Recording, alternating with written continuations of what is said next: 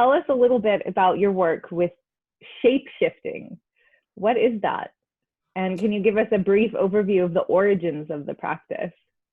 So shape-shifting was taught to me by John Perkins. I'm a certified advanced shapeshifter. He learned it from the Shuar in Ecuador, deep in the Amazon jungle.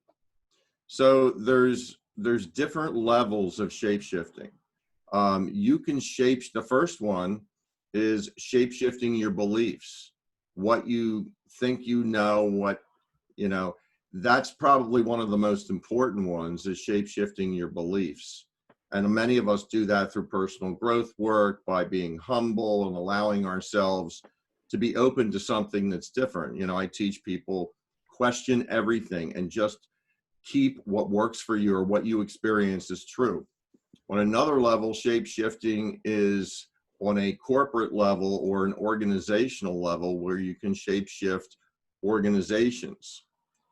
And John Perkins does a lot of work in that area. He can't use the same languaging, but it's basically you're doing the same thing. You're shape-shifting the culture of the organization. And then there's shape-shifting, and you probably heard of this before, cellular pieces in the body, where people do guided visualizations. They shape-shift illness into wellness. I had my former girlfriend of mine, her father, he had brain cancer, and he used to visualize a little Pac-Man eating the cancerous cells in his body. And he went like 20 years without any recurring cancer in his brain. Wow, amazing. Yeah. That's powerful. And then shape-shifting on the ultimate level, which is probably the least important, is when you shapeshift physically into another object, or you shapeshift another object into something different.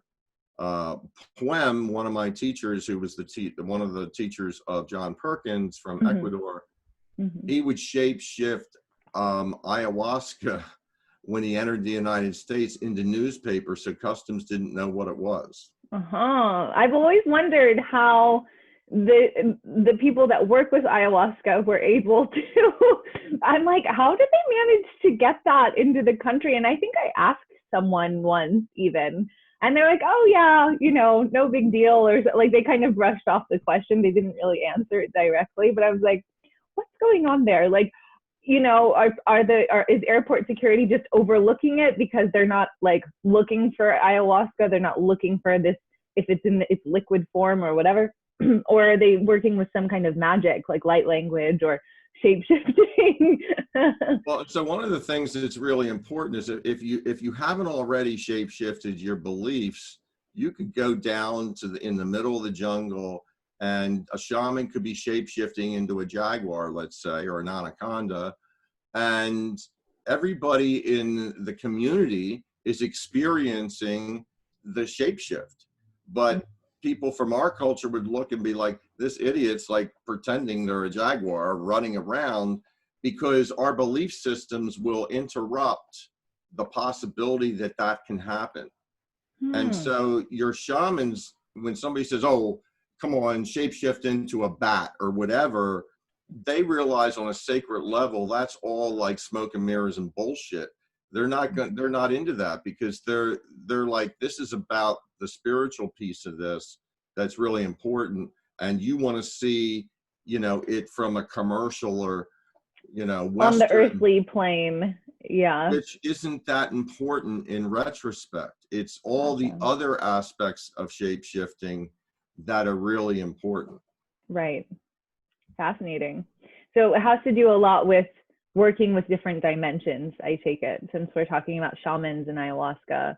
There's many dimensions kind of Poem used involved. to do healings in Huntington Valley, which is very close to where I live now. Huntington Valley is where I grew up.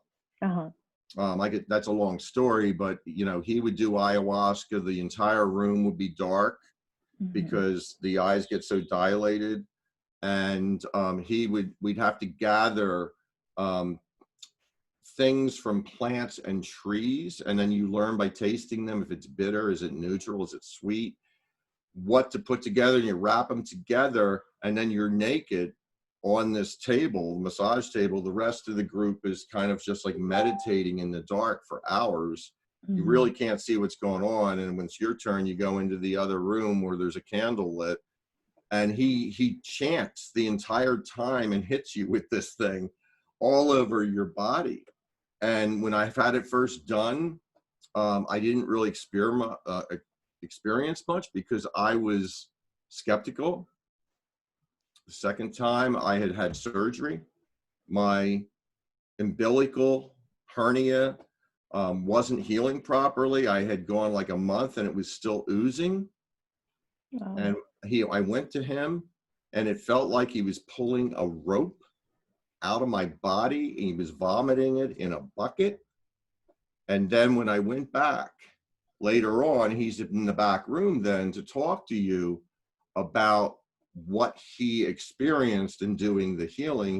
The first thing he said to me is, Rusty, you are a shaman, and your gifts need to be, practiced out in the world with people.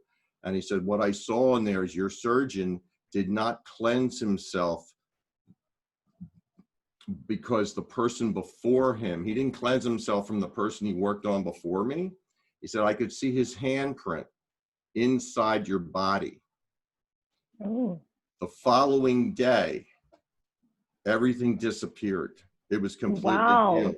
And I was like, fuck, this is real. Yeah. I mean, I had an experience of like, this is real. And that's the difference between belief and experience.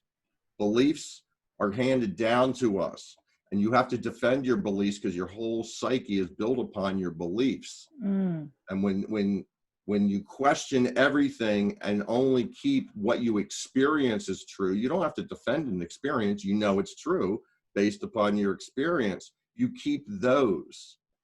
And then you tend to be much more present and not defensive around things. So I know that you work with people who are tired of talk therapy, and you mentioned that they come sometimes with a background of like borderline personality disorder, schizophrenia, etc. And you also have some sort of flexible formula that you work with. Now, can you talk about that and how the shamanic aspect of what you do sort of ties in with the work that you do with these people and what the work looks like exactly? Yeah, it's a complicated question, but like think about, when I went, I've done a lot with the International School of Temple Arts, ISTA. And one of the things I like about them is they integrate stuff together. So shamanism and Tantra have a lot in common because it's about sound, it's about touch, it's about movement. And that releases cellular memory in the body. So talk therapy doesn't do any of that. You're just in your head over and over again. It might take you 15 years before you actually have a cathartic experience. I mean, a real cathartic experience. Whereas the processes I use, whether it's hypnotherapy, whether it's shamanic journeying, whether it's emotional release work, there, I have, I think, 17 certifications. And the whole purpose of that is not so I have more letters. It's so that I have more tools in my toolbox to use with people. And we co-create it together, usually the second session. And we decide together what resonates with you to start with first, because I don't know what you need. You know what you need. I'm just a guide with a flashlight helping you find your truth, which is already inside of you. Right. I really like that. I like that analogy, being the guide with the flashlight. What's your PhD in? You have a PhD, right? Yeah, it's in psychoeducational processes. Wow. Which if you, I guess what that really means is group process and group dynamics. It's why I was attracted to groups. When I started my healing, I call it my healing tour, which I'm still on. Okay, cool. I started that in 1989 with LifeSpring. And I saw the power of large-scale awareness trainings. There's LSG, large-scale, LSAT, large-scale awareness trainings. Mhm. And I decided in 1989 that like, this is something that gives me purpose, something I want to do to help people, because I was basically drugging and drinking myself to death selling Yellow Page advertising.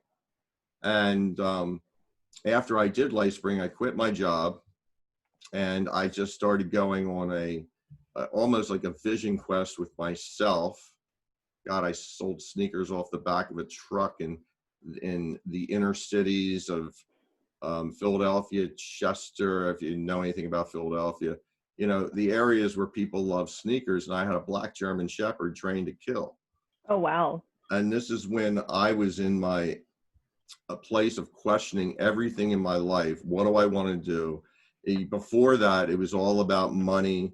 It was all about material things. Mm-hmm. I grew up in a very racist, wealthy area. I went from, you know, Ronald Reagan being my hero to like, he's a total, I don't even want to say. And I saw the power in groups, and I went back to school to get my PhD. I was married at the time, got divorced in the middle of my PhD, and then started going to the Omega Holistic Center in Rhinebeck, New York. I think I've been up there about 15 times, and just started really resonating with this shamanic work. I started in 2002 with Tantra work with Lori Handlers, and it just Love opened up. her. I love her. Yeah, she's She's so amazing. great. She's such Yeah. a dear friend of mine. Mm-hmm. And she reached out to me and you know, got me involved with her program, and you know, talking about mentorship in many different areas. And you know, it's been, see, here's the thing: when you're an individual, if you come to me as an individual, Mm-hmm. you can hide, because there's nobody else there to like hold you accountable except me. But if you don't tell me everything, I don't know what to hold you accountable for.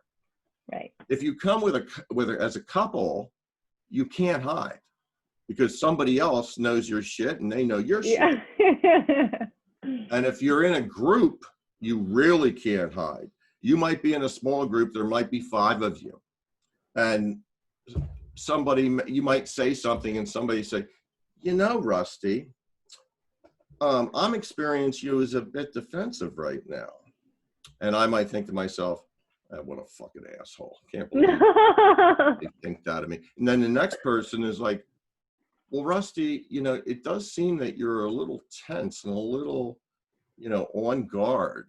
And I'm like, another asshole. I can't believe it. And then again, and then again. And then all of a sudden it's like, oh my God, that's not who I thought I was. That's not my intent. However, that's how I'm showing up Right. in the world to other people, and I don't want to show up that way. And this is why group settings are so good, right? Yeah, that's why IST is so powerful. Yeah. What brought you to? I wrote my dissertation on all of that.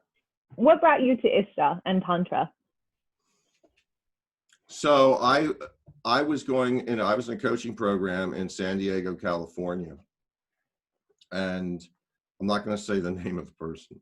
I was doing free forums. Like, I would create a forum, I would interview all these Tantra, BDSM, polyamory, shamanic, all these people from around the world I'd interview. And it was a way to build your list, because they'd have to opt in, and then anybody opting in from their list, I would get their email. So, you know, and it's a free forum, or summit is what it's called. It's a free summit.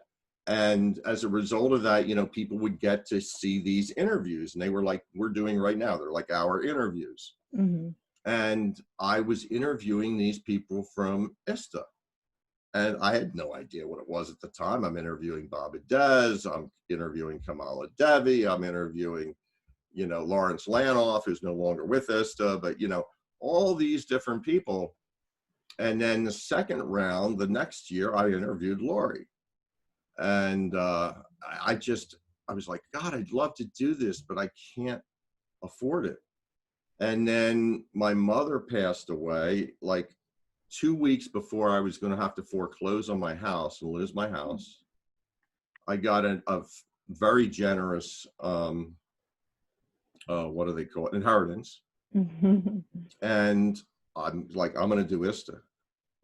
And I started doing ISTA in May of 2018. And to date, I've done 17 events in 2 years. And it has transformed my life because of my lifestyle, which I came out and became public about my lifestyle, being queer, bi, into BDSM, polyamory, you know, all this stuff in 2009 when I turned 50. But the shame was still very much entrenched with 39, or I guess it was 39 years of going to adult bookstores and engaging in oral sex with men through little holes in the glory holes in the porn booth. Well, a lot of people don't know what glory hole is. Little holes between the booths. Yeah. You know, sniffing poppers to feel uninhibited sexually, because my life was very boring with the type of intimacy and sex I would have with women in my life. And it was a way for me to release. And so I started sharing this at every ISTA training. And as a result of that, I've been able to release all shame around it. And now I don't even have the desire to go anymore, you know, and it's mainly because when I did level 2 in Peru, I had the experience of true love for myself. And that is what enabled me to be like, it's not safe. I mean, I've had probably unprotected oral sex with over 2,000 men in my life. Wow. And I've never had an STD.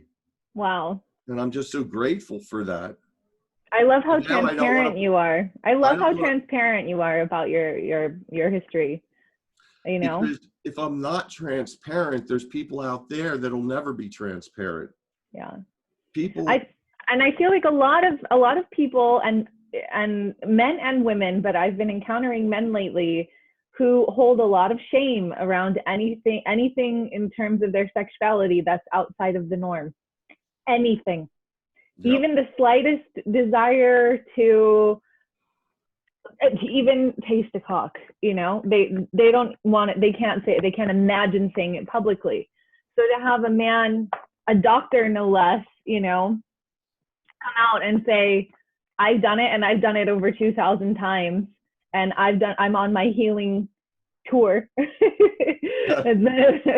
you know, and just to have that love for yourself, and to know that I feel like that transparency is precisely what makes the field of Tantra and transformation so potent. We're able to just say, okay, let's put it all on the table. Like, there's nothing to hide. There's no shame to be had. You know, it's part of life right now, or it was part of your life, you know, but so many people are experiencing so many varieties of sexuality and trying to hide it now, like right now in this very moment. And I feel like that's just causing the human population so much grief and pain and shame and illness, right? Yeah, I mean, I learned in 1989 when I did LifeSpring that my power lies in my vulnerability. And so when I get up and speak in front of people and I start to tear up, I could be tearing up for any number of reasons. You know, you take a teardrop and you put it under a microscope, it looks chemically different, the structure, depending on the emotion you're feeling. And, you know, that you could hear a pin drop in the room when I speak and I become vulnerable. And like, it's viewed in our society as a weakness. It is actually a strength, because when you become vulnerable, you experience humility, you know, you experience authenticity, and you experience true connection with other human beings. Do you feel like, living in Philadelphia, do you feel like you come across many opportunities to be vulnerable, or people practicing this kind of? They're not. However, it doesn't stop me. I mean, I could go out to, you know, a couple of my local watering holes where, you know, men don't even know what this is about, or even women. And I don't have filters anymore. You know, my job is just to show up authentically. I'm self-employed, I'm public about all of this. and my job is to educate people. And so, you know, if they tell me to stop, I'll stop, you know. However, you know, I will share the deepest stuff and the most vulnerable stuff with somebody I just meet. Or it could be somebody that I've seen there for weeks. As soon as they start asking me questions, you know, and that's usually what happens. People are like, well, go over and talk to Rusty. He's different. He'll have a whole different perspective about this. And he really cares. Yeah. And do you find that people are really needing that? Oh, yeah. Yeah. Big time. You know, the biggest question is how to find it. Once I share with them, you know, it's people have so many perceptions about, like, for example, Landmark being a cult, ISTA being a cult. In the day it was LifeSpring being a cult, Insight being a cult, or, you know, with James Ray, I did all of his programs. The only one I didn't do was the one where people died in the sweat lodge in Arizona. I ran out of money. Otherwise, I would have been there. I had friends that died in that. Oh, wow. And, you know, I saw his personality get more and more narcissistic and sociopathic over the 2 years I worked with him, and witnessed people having psychotic breaks in his workshops. That's dangerous. And how do you find ISTA to be different from, what was this person you were just talking about, from their James program? Ray. Well, first of all, ISTA has 3 facilitators running all of their trainings. So you can't, you're held accountable by the other facilitators. And when you have 3 facilitators, there might be people in the room that connect with one, and others connect with the other, and others connect with that one. It's just like me having a bunch of different tools. Well, you got 3 people now that you can potentially connect with. They integrate, you know, shamanism, Tantra, boundaries, Betty Martin's consent wheel, the safer sex elevator speech, emotional release work, you know, and, you know, masculine, feminine, or yin and yang. It's a constant changing with all these non-binary designations. And they do it in a way over 7 days, that's a big piece of that. That's what I came up in my dissertation too, is that the longer you can keep people in a container, their defenses start to drop more and more, and they start to actually look at things they couldn't see before. It's what we call their blind spots. I don't know that I don't know, and I don't even know that I don't know.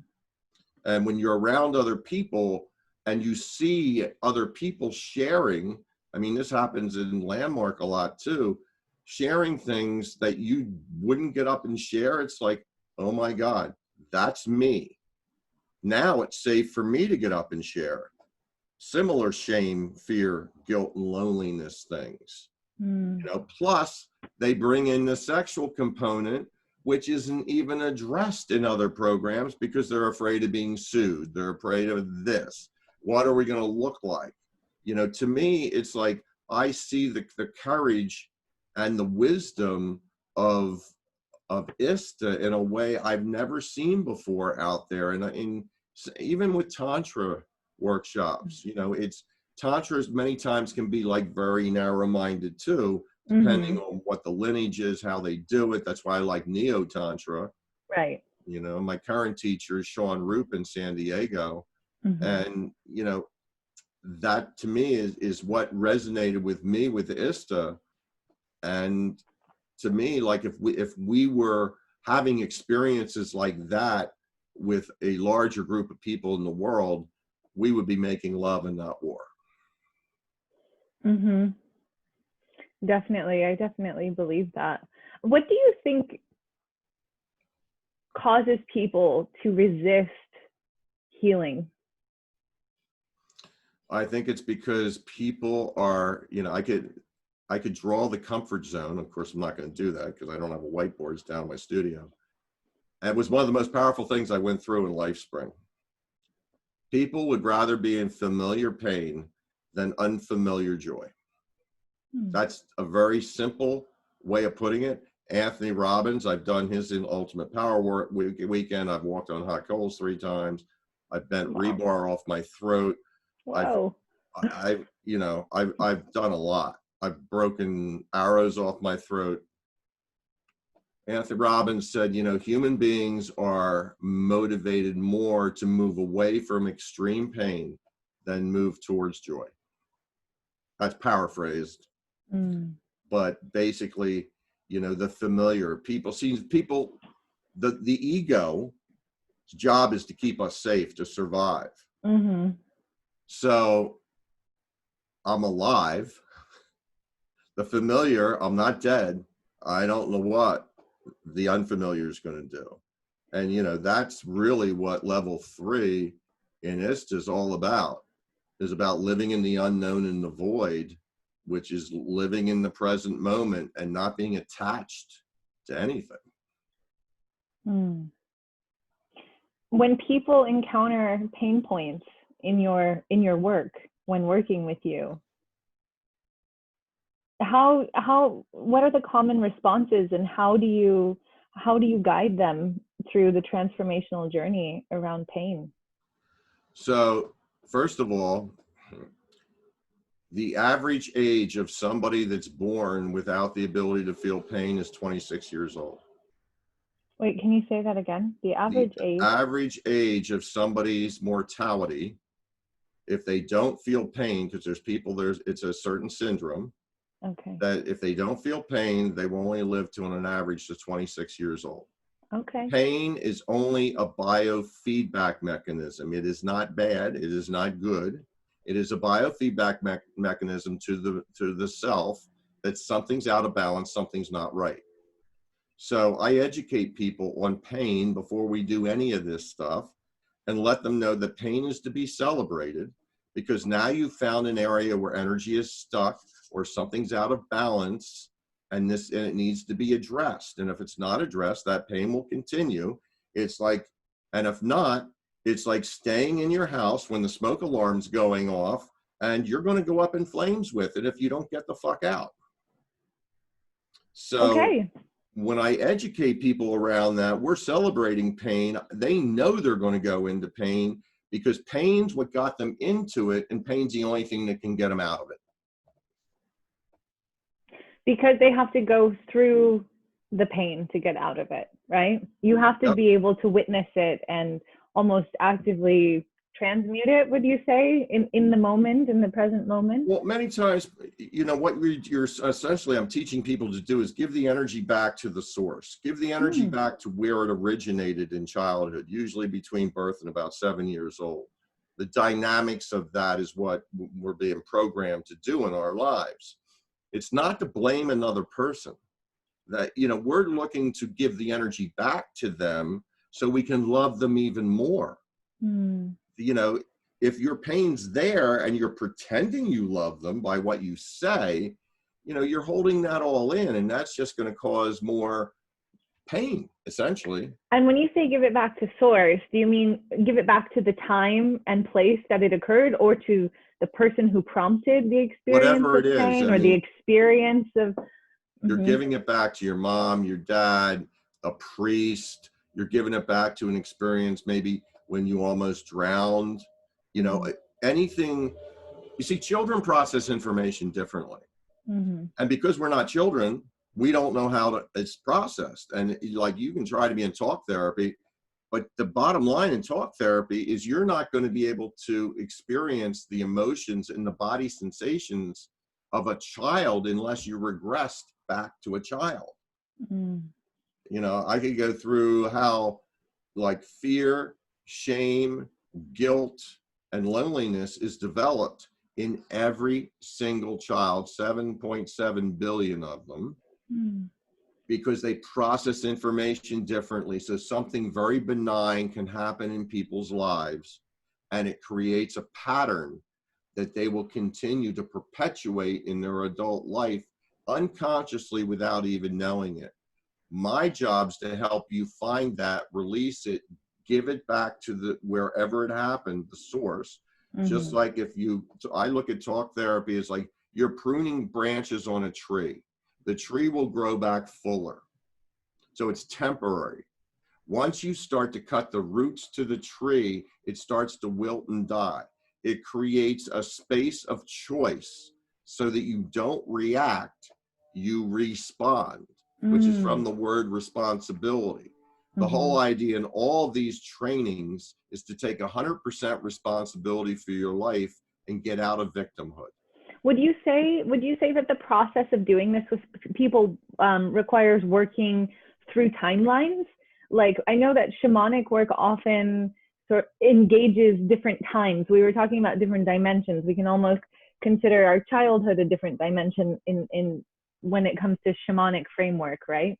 Right. So when you're returning pain to the source or working through childhood trauma, are you doing regressive therapy with someone? Are you going back on a timeline? Yeah, but see, so the way it works, and this is, I'm really particular about this. You want to make sure you don't front end load anything. And so what I mean by front end load is it's like, no, go back to when your dad abused you. That's front end loading. That's putting something in their mind. So what we do is we take a paragraph. We write up a paragraph. That paragraph is about something in your life right now that's triggering you, that doesn't work for you. And then we're going to go backwards, and I'm going to tap them on their forehead, and they're going to go back to another time in their life they had a same or similar experience. Now I'm simplifying it, but like we're looking for the emotions and the body sensations. The body is taking you back to that time. You don't know where you're going to go, and you usually go somewhere that you had no idea that you were going to go.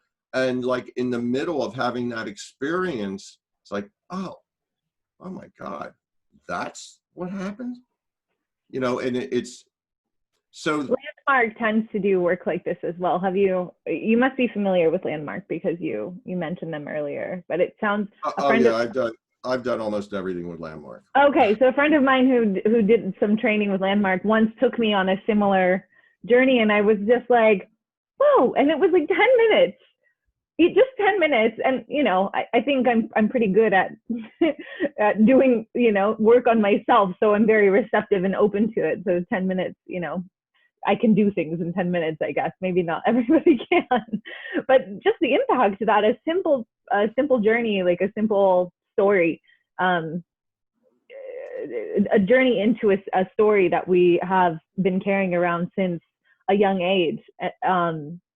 How 10 minutes can just sort of change that is, yeah, that was fascinating to me and powerful and impactful. The 10 minutes will create awareness. I can get people to awareness very quickly. The problem is that awareness, people typically will now get more pissed off because now they're aware why they are doing something. Like whys don't matter. They're aware of why they're doing something and they're still doing it. And so now they're even more pissed off. So now they're just observing themselves doing it over and over again. It's mental masturbation. So that was what was missing from Landmark. Landmark's great, but it doesn't get to the source of the cellular memory. Right. And that's what I'm trying to do is release. And Tantra does, right? Tantra does, shamanism does. Yeah. Because they're doing the movement, the sound, the touch. Yeah. So interestingly enough, what you're saying, what my friend took me through, this was back in October, I want to say, after the California Tantra Festival. He and I met there, and we hung out in Oakland a couple of times. And one day we were sitting by Lake Merritt. I don't know if you're familiar with Oakland, but there's this beautiful lake in Oakland. And we were just chatting, and something had come up, and we started doing some of this work that you guys have been trained to do in Landmark. Now I can't facilitate that. I don't know, you know, there's so many tools. I'm sure it's such a valuable training to go through. We started doing this, and yeah, so I walked out of it feeling much lighter and more aware. And all of a sudden the universe, you know, the world around me started shifting. It was showing me like, oh, look at what you can have, because I believe in, you know, the power of attracting the things for our highest good if we do the actual work within. And I was like, okay, I just did this. I just had this journey, and now I'm conscious of this pattern that I'm carrying around, or this story that I'm carrying around. And I don't have to have that anymore. I don't have to carry that story around anymore. I don't have to identify with it anymore. I can choose something different. Well, you know, time goes by, and if you're not consciously doing work towards like making those concrete changes, it'll come back into your life. It'll resurface. So you do really have to go deep into it. And just recently at the ISTA festival online a few weeks ago, when I was listening to the opening ceremony with all the teachers who were participating, it all came back to me again. I was like, oh, there's that thing, there's that pattern. And here it is in my body. And here it is releasing, just sitting with the teachers. I was like, here it is, I'm releasing it again. And so the whole weekend, I spent the whole weekend essentially working on releasing this story. And it was amazing. Yeah. And my life is changing even more. So I believe what you're saying, and I love the work that you do. And I believe that if someone really sits down with a healer, with someone who's got a big toolbox and does the work, however long it takes, whether it's 10 minutes or 10 hours or 10 days or 10 months, but it's not going to take 10 months. I'm sure you're much more efficient. How long is the average sort of, how long does someone continuously see you? Like if they have one thing they want to change, or if they're working on many points? I don't think my vocabulary around this is all that it's perfect. accurate, but so like I was in a 12-step group once, and it was a two-hatter meeting. And so two-hatter means we're all people in the helping people professions, whether it's priests, whatever. It's so our clients don't see us there. And I asked one of the persons, like he had a private practice, he was a psychologist or psychiatrist, I can't remember. And I said, how long have your clients been with you? And he says, let me see. I have 2 that have been with me 15 years. I have 3, I think, have been with me 13 years. I have a couple at 12 years. And I'm like, oh my God. That sounds terrible. My job is not to make you dependent on me. My job is to teach you how to do self-healing and how to be in community and heal yourself with other people, because community is the most important piece. So I think the longest somebody has stayed with me is 2 years, and they may come back for booster sessions. People don't stay with me real long because I can move them along rapidly with these processes and teach them how to do it on themselves. I mean, I teach everybody now. I teach everybody the 7+1 emotional release tools and aspecting. That's one of the first things I do with my clients. I want them to start. I have one client who just moved. He's in his own space now. He is transforming just by doing that. And Lori talks about how she did it for 6 months straight and like basically got rid of most of her shit from her past. So yes, people, it doesn't take that long. You just have to be willing. You can lead a horse to water. You can't make them drink. Right. I mean, I have a new client that's going to start with me on Zoom, and she's like, I don't think I'm a client for this release work. But she's been seeing a therapist for God knows 20 years. I'm not a social worker. I'm not just going to sit there and go, oh, that's too bad. Oh, I can't believe I did that to you. Oh my God, what an asshole. No. Take responsibility. Oh, yeah. Yeah, compassion is important, but yeah, there comes a point where you're an adult. You have to be responsible. 2 questions. First one, and we'll wrap up here soon, but I just want to ask 2 more questions. First is, can you share a little bit about what aspecting is? Yeah, aspecting is actually very similar to Gestalt therapy. In Gestalt, we usually use chairs, and so you have 2 chairs and you go back and forth, and maybe they're aspecting or doing Gestalt with their mother. And so they sit in a chair, they're talking to their mother, and then when they're complete, then they switch chairs, and now it's the mother talking to that person. So it's different with aspecting, because now we're getting deeper into the emotional, the somatic release work. And you have like a pillow in the middle, and you're on the floor, and you got a pad there so it's safe, and you can use the 7+1 release tools while you're aspecting. So I might be working on my dad, and I might be like slamming, you know, my arms into the pillow, or, you know, or stomping, or you know, there's many different release techniques. You know, I can't believe you made me shower with you and clean the shower naked with you until I was 10, 11 years old. That's fucking gross. I hate your smell, you know. And then I go over to the other side of the pillow, and my dad's like, well, I just want to connect with you. I don't know how to connect with you. And I didn't know. I'm sorry. So you're channeling the other person. It's a way you can work with people, and release and empathize with them at the same time, and come to some type of completion with them, especially for people that have passed into the other realm, you know, or people, like we always say in 12-step, making amends. You know, you never make amends if it's going to harm you or the other person. You know, it's you know, in Landmark, we call it a completion conversation. The completion conversation is for me. It's not for you. I'm not asking for your forgiveness. I got to clear myself. So it's actually forgiveness of self has to come first. Right. And that's what aspecting allows, the forgiveness of self. It allows the forgiveness of another.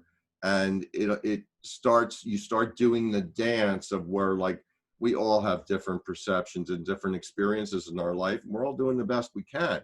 But before you get to the conversation and we all doing the best we can, you've got to release all the stuff that's in your body, emotionally and somatically, and clear it out.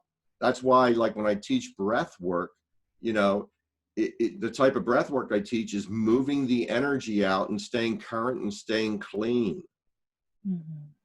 The breath work I teach, I have an analogy. It's WD-40. If you know what WD-40 is, it loosens stuff up.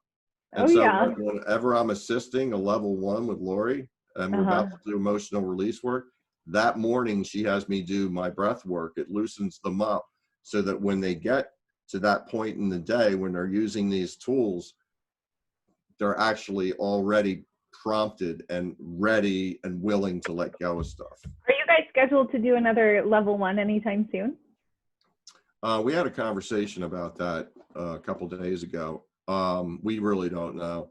We're all living in the void now, right. and the unknown. There's one coming up in Georgia, which I forget the actual name of the town, because Georgia's open, but I think we're going to have a second spike.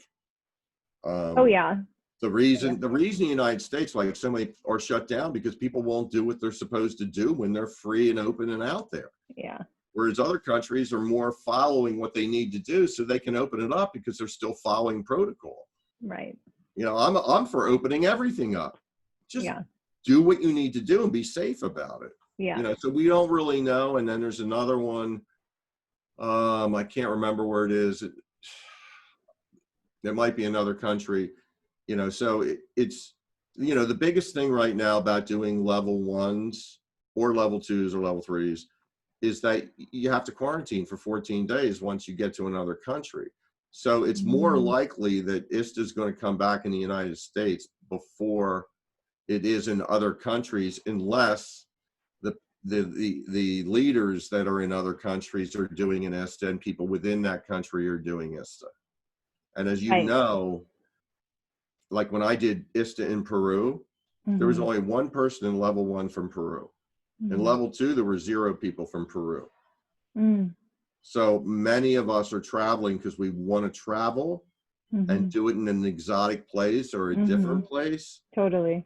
What hasn't blossomed yet within the ISTA community, except for places maybe like Israel and New Zealand and Australia, you know, it depends on the place. Can that place support within their own country an ISTA training? And that's my opinion. That's not coming from anybody at ISTA. Right. Last question. Yeah. How long is your tongue, Rusty? So long. I was, Have you ever measured it? I used to be able to touch my nose. Mhm. You know, my tongue, like when I'm heavy, I get sleep apnea. Mhm. And I went to the University of Pennsylvania years ago. This was in the 90s. And they wanted to shorten my tongue. What? Because my tongue drops into my throat because it's so, Okay. and it's not just big. Look at how thick it is. Oh God, yeah, you have a huge tongue. I'm It gonna would look at drop mine. in my throat and affect, it would affect my air passages. And I'm like, my life is about my voice. I love my voice. I should have been a sports broadcaster. I love my voice. And so there's no way you're going to shorten my tongue. I don't trust you to do that. And I lost weight and the sleep apnea went away. I got my tongue pierced primarily because it does do wonders when you're performing oral sex on both men and women and non-binary and, you know, transgender. So I've always been more of a feminist, and like I've always had a Tantra mindset even before I knew it. I just knew, like, organically, you first honor the goddess and please the goddess. And if you do that, everything will work out just fine. Yes. Lori Handler has in her book, if Shakti is happy, everyone is happy. Exactly. I'm reading her book right now. I'm reading Sex what and is it? Happiness. Sex and Happiness. Yeah, the Yeah, tantric. I'm rereading it myself right now. Cool. Yeah, it's a good quote. If Shakti is happy, everyone is happy. That's right. But that goes. And my spiritual name, which was given to me by my hypnotherapist who used to channel Amma, which was her teacher from India, is Shiva Das. Shiva, and she said, because I have such high sexual energy, and because Shiva either wants to love everything and consciousness, or let's just destroy it all and start all. It's like Kali. I'll team up with Kali. Yeah, exactly. My primary goddess would be Kali for sure. I went to a place called the Goddess Temple in Santa Cruz, California, about 10 years ago with a girlfriend. We took a little trip into the mountains there. There's this woman, what's her name? Penny Slinger. She lives on this big old, I don't want to say old, this big property. It's not that old. On this big property, and she had like one friend there, but I swear it's got like 6 or 7 bedrooms, and she just has visitors, like spiritual visitors all the time. And she developed her own oracle card deck. It's the goddess oracle card deck. And when we arrived there, she welcomed us into her library and did a drawing. And this is the first time I'd ever had an oracle card drawing, and it was the first goddess, obviously, that had ever been sort of identified to be living within me, and that was Kali. And she actually trembled when she pulled this card. She trembled. She almost came to tears. She looked at me and she was like, "Oh my gosh!" And I was like, "I have no idea what this means." Like, I have no clue, but seems really intense, you know, like seems like, yeah, it was just one of those experiences that just kind of blew me away and further launched me into my own studies around the deities and goddess meditations and stuff like that. So my understanding is Kali shows up quite a bit when you use the medicine of ayahuasca. Yeah, I would say that's probably why the medicine resonates with me so much. I've only sat with ayahuasca once on one evening, but it felt familiar, to put it in simple terms. I was like, I understand this and I welcome this. Yeah, it was beautiful. It was a beautiful experience.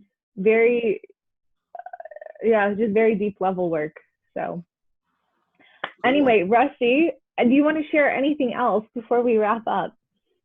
Well, I guess just to if you want to contact me, it's www.drrustysloveshack.com. I'm in the process of completely redoing that website, so it's really just a blog right now. I'm going to be integrating the stuff I used to do. You can also find me on www.personalgrowthalternatives.com. That's my older website. I'm going to be integrating both of those together into something completely new over the summer. So that's how you can get in contact with me. My email is rusty@rustystewartphd.com. You can also find me on Twitter and Facebook, and soon to be YouTube and Instagram. Wow, you're everywhere. I want to be everywhere. I'm one with everything. There you go. Wonderful. Perfect. Well, thank you so much for your time. I'm just going to stop recording this.